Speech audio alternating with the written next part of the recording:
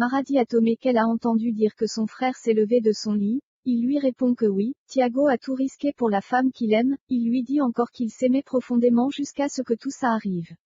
Il demande à Mara si c'est ce qu'il faut faire puis lui dit de ne pas répondre et s'en va.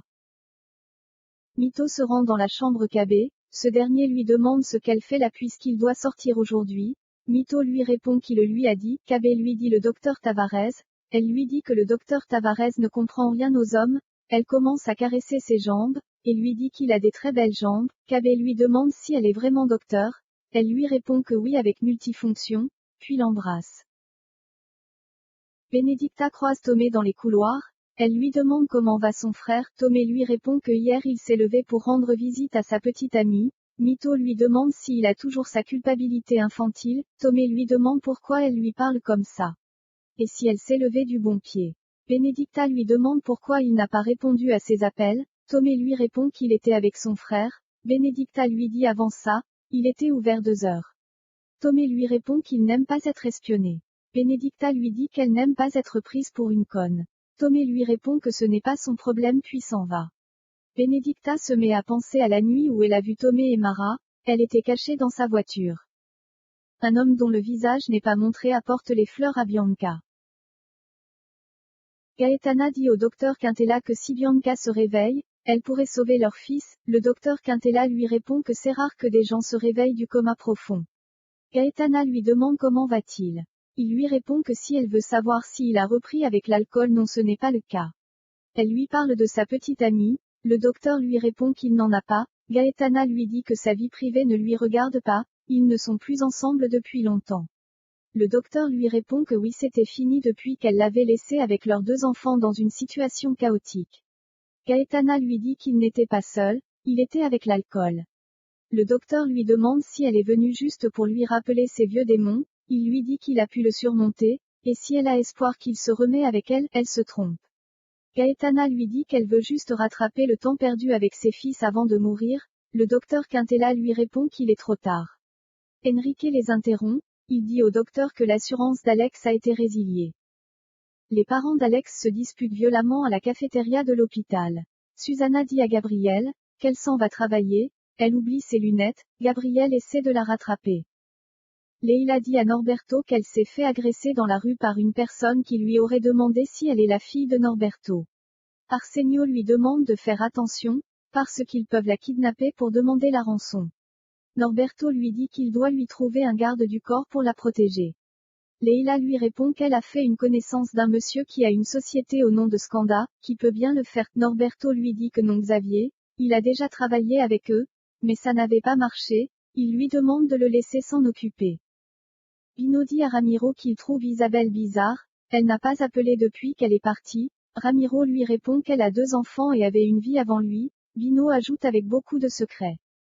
Ramiro demande à Bino comment va Luena, il lui répond qu'elle va bien, mais Leila veut détruire sa vie. Bino dit à Ramiro bien que Leila soit idiote, mais elle est très dangereuse, ils ne savent pas ce qu'elle est capable de faire. Ramiro pense au jour où il a vu Leila pour la première fois. Ramiro part de l'auberge, il arrive chez Norberto, et demande à parler à Leila. Leila lui demande ce qu'il est venu faire, il lui demande d'arrêter de s'en prendre à Luena. Leila lui dit que Luena l'avait poussé, Ramiro lui répond que oui dans le feu de l'action.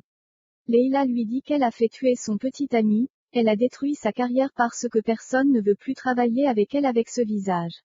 Ramiro lui répond que Luena serait incapable de lui faire ça, elle n'est pas meurtrière. Leila lui demande de partir, Ramiro s'en va, Leila se met à penser à la conversation qu'elle avait eue avec Luena et Ramiro quand il lui avait dit que Xavier est un assassin. Rui demande à Mara si elle a appris pour la personne qui se fait passer pour un médecin, Mara lui répond que oui, mais elle croit que Kabe l'a inventé, il aime se sentir intéressant. Elle lui dit que si elle apprend quelque chose, elle lui dira tout. Rafaela les informe que les parents de Bianca sont arrivés. Francisco Alegria alias Chico leur dit qu'il est le père de Bianca, il leur montre les papiers. Enrique se demande pourquoi il a menti, Rui lui répond peut-être parce qu'il avait honte, Dr Quintella leur dit que Bianca a un lien avec son fils, donc il s'occupera des frais de l'hôpital, c'est la moindre des choses qu'il puisse faire. Mara rejoint Tomé, elle lui demande si elle a appris pour Bianca, Il lui répond que oui. Tomé lui demande comment on peut couper tout lien pendant longtemps avec sa famille. Mara lui dit que la honte et la culpabilité sont destructrices. Tomé lui demande pourquoi elle essaie d'ignorer ce qui s'est passé hier entre eux. Elle lui dit qu'il était saoul. Tomé lui répond que non, il sait très bien ce qui s'est passé. Il lui demande de le laisser l'aimer comme son frère aime Bianca. Il lui dit qu'il veut être son petit ami, il veut la protéger, prendre soin d'elle, mais il sait qu'il est arrivé tard dans sa vie, parce qu'elle n'est pas prête. Elle a le sentiment de trahir son mari. Il lui dit encore que Luis Miguel aurait aimé la voir heureuse. Tomé ajoute qu'il n'est pas éternel. Il a le même point commun que Luis Miguel, c'est son amour pour elle qui est éternel. Il lui dit qu'il sait qu'elle a peur d'un homme qui ne veut pas quelque chose de sérieux. Tomé lui dit de tout recommencer au point zéro. Mara lui répond que lui aussi il a des contraintes. Chico demande pardon à sa fille, il regrette de les avoir abandonnés. Il lui dit qu'il avait rencontré quelqu'un qui l'avait aidé à arrêter avec l'alcool. Ça fait très longtemps qu'il ne boit plus, mais il avait honte et se sentait coupable de les avoir abandonnés. Il lui promet de ne plus jamais l'abandonner. Mara l'écoute. Soraya et Telmo se rendent à l'hôpital. Chico dit à Laura qu'elle ne doit pas laisser celui qui a fait ça à sa fille en liberté, parce qu'il pourra encore détruire la vie des autres filles. Laura lui promet qu'ils arrêteront les coupables. Soraya emmène Telmo voir l'état de Bianca. Il lui dit qu'il n'est pas responsable si ce n'est pas lui, ça aurait été quelqu'un d'autre qui l'aurait vendu. Soraya lui dit qu'il attend quand elle se réveillera. Il pourra lui dire que tout va bien, ou peut-être qu'elle ne se réveillera jamais. Telmo part de la salle troublé. Il se rend à la réception pour demander des renseignements. Soraya l'espionne. Tomé demande son frère à l'infirmière. Cette dernière lui répond que son frère est allé faire quelques examens et qu'il n'allait pas tarder à revenir. Tomé l'attend sur le lit. Telmo entre dans la salle, et lui dit qu'il n'arrive pas. Il va lâcher prise. Tomé ne comprend pas ce qu'il veut dire par là. Tomé lui dit qu'il est le père de Marco, le petit de la moelle. Tomé se lève. Telmo est surpris. Tiago est ramené dans sa salle. Telmo s'excuse de s'être trompé de salle puis s'en va. Tomé dit à son frère que Telmo est le petit ami d'une fille qui travaille à l'hôpital.